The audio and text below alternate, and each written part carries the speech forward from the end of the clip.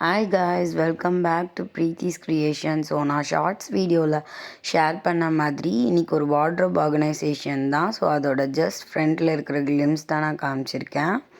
So இந்த வீடியோக்குள்ளே என்ன இருக்குது, என்ன மாதிரி டிப்ஸ்லாம் நான் கொடுத்துருக்கேன் அப்படின்னு சொல்லிட்டு பார்க்கலாம் வாங்க. ஸோ ஆல்ரெடி நான் சொன்ன மாதிரி தான் வார்ட்ரோப் ஆர்கனைசேஷன் நான் இன்றைக்கி எடுத்திருந்தேன். ஸோ நிறைய பேர் வீட்டில் நிறைய மாதிரி வார்ட்ரோப்ஸ் இருக்கும், இன்டீரியர்ஸ் பண்ணியிருப்பீங்க. ஸோ சில கன்ஃபியூஷன்ஸ் இருக்கலாம், இப்படி வைக்கலாமா அப்படி வைக்கலாமா அப்படின்னு சொல்லிட்டு. என்ன கேட்டால் நான் ப்ரிஃபரபிளி இந்த மாதிரி பார்ட்டிஷன் இருக்க மாதிரியும் ஆங்கர் வைக்கிற மாதிரியும் தான் நான் கேட்டிருந்தேன். நான் ஃபுல் வார்ட்ரோப் உங்களுக்கு காட்டல, ஜஸ்ட் என்னுடைய பார்ட் மட்டும்தான், என்னுடைய க்ளோத்ஸ் வைக்கிற ஷெல்ஃபை மட்டும்தான் நான் காமிச்சிருக்கேன்.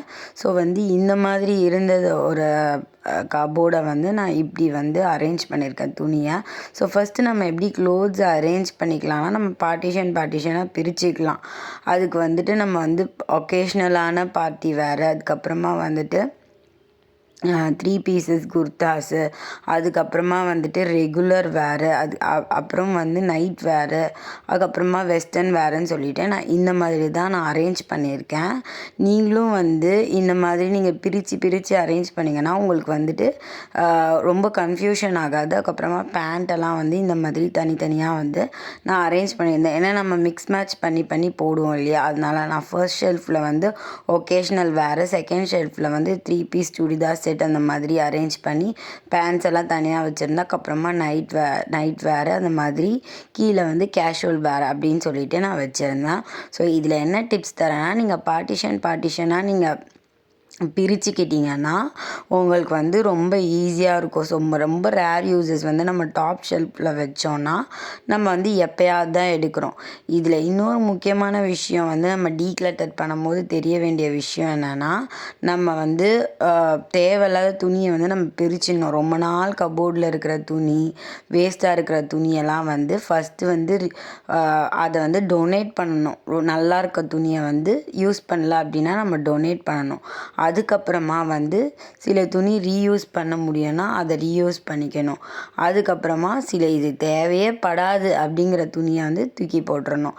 இப்போ காமிச்ச கேக் நான் ஹோம்மேடாக பண்ண கேக் தான். என்னோடய ஆனிவர்சரிக்காக நானே பண்ண கேக் அண்ட் சாக்லேட் தான் அது.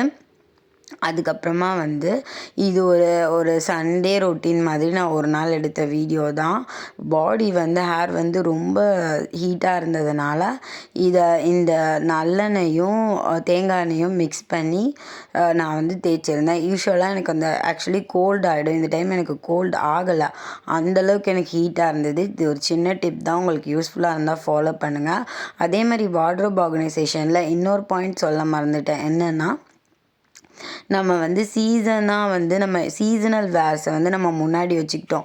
இப்போ வின்டர் கம்ப்ளீட் ஆகி சம்மர் வரப்போகுது இல்லைங்களா.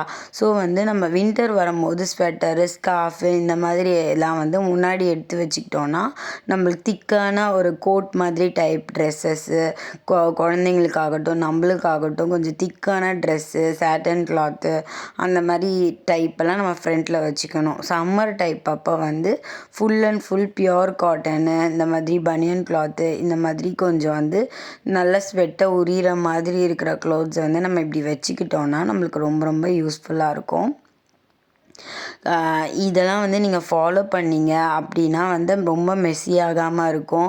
இந்த மாதிரி பார்ட்டிஷனாக பிரிச்சுக்கிட்டு நீங்கள் அரேஞ்ச் பண்ணிங்கன்னா, நான் மட்டும்தான் அதை அரேஞ்ச் பண்ணுவேன்.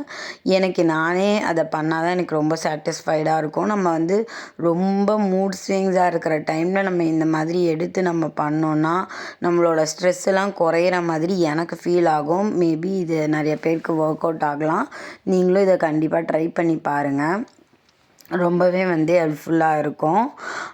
இந்த மாதிரி பார்ட்டிஷனாக பிரிக்கும் போது நம்மளும் ஈஸியாக ஓகே இந்த ஷெல்ஃபில் இது தான் இருக்குது, இந்த ஷெல்ஃபில் இந்த ரேக்கில் இது தான் இருக்குது அப்படின்னு சொல்லிட்டு இருக்கலாம்.